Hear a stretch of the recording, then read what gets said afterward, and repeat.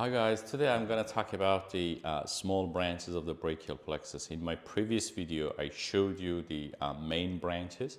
Now I'm going to have a revision about the main branches of the brachial plexus. Then I'm going to focus on the small branches that are coming out from different parts of the brachial plexus. So as you see here, we have the roots. So roots coming from the ventral rami of the cervical spine. They are coming out of the spinal cord in at the neck. And then they come together and make the trunk. So if you look at here, C5 and C6, two roots come together and make superior trunk. C7 continues by itself to make the middle trunk. C8 and T1 join together to make the inferior trunk. So we have three trunks, superior, middle, and inferior trunks. Each and every trunk gives of two divisions, anterior and posterior divisions. So now you can see three anterior divisions and three posterior divisions. Three posterior divisions join together to make the posterior cord. Anterior divisions of the superior and middle trunks, they come together to make the lateral cord. And anterior division of the inferior trunk continues by itself to make the medial cord. So you can see here we have three cords, lateral, posterior, and medial cords. Cords are named according to their relationship with the axillary artery. So imagine that here we have the axillary artery. Lateral to the artery, you can see the lateral cord. Medially, we have the medial cord. At the back, you can see the posterior cord. And finally, some branches, main branches coming out of these cords. Lateral cord gives of the musculocutaneous, medial cord gives of the ulnar, and lateral medial join together and make the median nerve. So we have the Mackes sign shape here, or M-shaped nerve here, which makes the musculocutaneous, median, and ulnar nerve. And if you look at the posterior cord gives of two main branches, axillary and radial. So in my previous video, I showed you some mnemonics. Remember to drink cold beer. Remember, starts with the letter R, so roots, remember. Two trunks, divisions, so remember to drink divisions. Cold cords, beer branches. So that mnemonic help you to memorize the order of these different parts of the brachial plexus. And the other mnemonic I showed you in my previous video was the marmo. M starts, so M stands for the musculocutaneous, marmo. A is axillary, R radial, mo median, U ulnar, marmo. Now I'm going to talk about the small branches coming off from the brachial plexus. From the roots, we have two branches. The first one is called the dorsal scapular nerve. It's coming off from the C5, and as its name tells us, it goes to the dorsal, to the back, and supplies some muscles just next to the scapula. I can show you on the model. So if you look at this model, this is the head and neck from posterior view. You can see the scapula. So deep to this muscle, we have trapezius. I just take off the trapezius. Deep to this muscle, you can see some muscles. Here we have rhomboid major, rhomboid minor, and levator scapulae. So dorsal scapula going back to the dorsal and supplies these three muscles next to the scapula. They're attaching to the medial border of the scapula, as you see here. So this is the dorsal scapula. In the actual specimen, it's really hard to see the dorsal scapular nerve because it's traveling down deep to these muscles. You need to remove all those muscles to see the dorsal scapular nerve. Second nerve, which is coming off from the roots, is long thoracic, which is coming from C5, C6, and C7. So it's long, hence its name. and it supplies the muscle on the lateral side of the thorax, long thoracic. So it supplies the muscle, it is called the serratus anterior.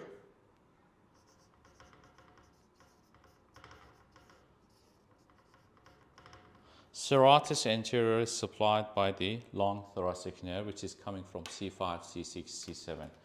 It's really long and supplying the serratus anterior. So serratus anterior is on the lateral side of the thorax. It has a serrated appearance, and it attaches to the rib 1 to rib 8 or 9, and it is supplied by the long thoracic. So in the actual specimen, you can find it on the lateral side of the thorax. Dorsal scapular nerve supplying the rhomboid muscles, rhomboids major and minor, and levator scapulae. And long thoracic supplying the serratus anterior.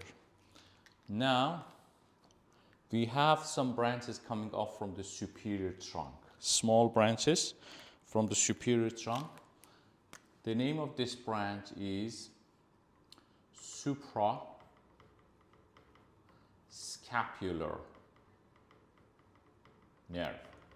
Suprascapular nerve passing through the suprascapular notch, the same name notch. This is the scapula, and you can see from the anterior view, this is the clavicle, scapula. On the superior border of the scapula, there is a notch here. It's called suprascapular notch. So suprascapular nerve passing through this notch to supply this muscle, supraspinatus, and then it goes down and supplying the infraspinatus here. So suprascapular coming from superior trunk, supplying supraspinatus and infraspinatus muscles. There is another branch coming from the, again, superior trunk. It's called nerve 2 subclavius. So it's not scapula, it's clavius, subclavius. Clavius means clavicle. Just underneath the clavicle, we have a muscle. It's called the subclavius. So I can show you here, this is a clavicle. Underneath the clavicle, we should have a muscle. It's connecting the rib 1 to the clavicle. We have subclavius. So near the subclavius coming from superior trunk and supplying the subclavius muscle. So we have two nerves coming from the superior trunk. The mnemonic is double S or 2S. 2S. So we have one S starts with suprascapular, the other one subclavius coming from superior. 2S nerves coming from superior trunk. We don't have any small branches from the middle and inferior trunk. We don't have any small branches coming off from the divisions, but we have lots of branches coming off from the cords. The first branch is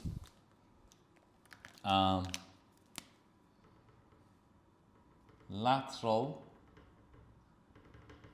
pectoral nerve. Lateral pectoral coming from lateral cord, and it supplies the pectoralis muscle, pectoralis major. Pectoralis major is supplied by the lateral pectoral. So I can show you on this model. Here is the clavicle. This is the pec major, pectoralis major. So lateral pectoral coming here from the lateral cord and then supplying the pec major, pectoralis major. We also have another pectoral nerve. It's coming from the medial cord. So I can show you with other marker here. Medial pectoral nerve. Medial pectoral nerve. It's coming from medial cord and it supplies pectoralis major again and also pectoralis minor. Pectoralis major and minor muscles are supplied by the medial pectoral. So again, if you look at this model from the anterior view, this is the pectoralis major. Just deep to the pectoralis major, you can see the pectoralis minor. So medial pectoral coming from medial cord and supplies both pectoralis major and pectoralis minor. So you can see again here, pec major and pec minor. Both of them are supplied by the medial pectoral. Another muscle starts with medial, coming from medial cord. It's called medial cutaneous nerve of arm. The third one is medial cutaneous nerve of forearm. Arm and forearm. If you look at here, they have the word cutaneous. So cutaneous means sensory. It's not motor, it's not supplying the muscle, it's supplying the skin on the medial side of the arm and forearm. Both of them coming from medial, supplying the medial side of the arm, medial side of the forearm, hence its name, medial cutaneous nerve of arm, medial cutaneous nerve of the forearm. So we have 4 branches coming from medial cord: medial pectoral, medial cutaneous nerve of arm, medial cutaneous nerve of the forearm, and median nerve plus ulnar nerve. So we have 4 nerves start with M. 1, 2, 3, 4, and 1 with L. So the mnemonic would be 4ML coming from medial cord. What about the lateral cord? We have lateral pectoral, starts with L, muscular cutaneous M, median M. So we have 3 branches, 2M, 1L. So the mnemonic would be 2ML for lateral cord. What about the posterior cord? In addition to these main branches, we have 3 small branches coming from the posterior cord. One of them is known as the upper subscapular nerve, the other one lower subscapular nerve. The third one is thoracodorsal. Upper subscapular, lower subscapular, and thoracodorsal. So subscapular, if you look at this model, this is the scapula. Underneath the scapula, we have subscapularis muscle. You can see 2 subscapular nerve, upper subscapular, lower subscapular. Upper subscapular supplies the subscapularis muscle. Lower subscapular supplies the subscapularis muscle and also teres major. 2 muscles are supplied by the lower subscapular. And thoracodorsal, so you can see this is the latissimus dorsi tendon. This shiny tendon is latissimus dorsi, which is supplying by the thoracodorsal. So you can see here, this is the thoracodorsal coming off from the posterior cord. So upper subscapular supplying subscapularis, lower subscapular supplying subscapularis and teres major. Thoracodorsal, we have lat dorsi, dorsal dorsi, latissimus dorsi muscle supplied by the thoracodorsal. So upper starts with U, T, thoracodorsal, lower L, so we have U, T, L, radial R, axillary A. So the mnemonic for the posterior branches, posterior quad branches is ultra. Upper subscapular, thoracodorsal, lower subscapular, radial, and axillary. 5 branches coming off from the posterior cord. So as a quick recap, we have 2 branches coming from the root. Dorsal scapular from the C5 supplying the rhomboid major and rhomboid major minor levator scapula. Long thoracic, the mnemonic would be the SALT. Long thoracic LT supplying the serratus anterior C5, C6, C7. 2 branches coming off from the superior trunk. Suprascapular nerve supplying the supra and infraspinatus muscle, and nerve to subclavius supplying the subclavius muscle.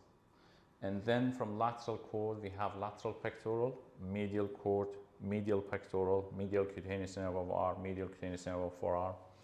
Finally, posterior cord, we have upper subscapular, lower subscapular, and thoracodorsal. So 2 branches from roots, 2 branches from superior trunk, 1 branch from lateral pectoral, 3 from posterior, and 3 from medial cords. They are the small branches. Thank you so much for your attention.